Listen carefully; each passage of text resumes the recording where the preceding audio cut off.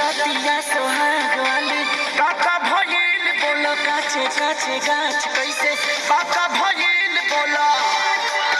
हा बोलो का बोले हाँ रतिया सोहाग वाली काका भइल बोलो काचे काचे गाछ कैसे काका भइल बोलो हाँ खेल गइलू बाकी खेल भइलू बोलो भला कोई समरे जोड़ गया बत्ती को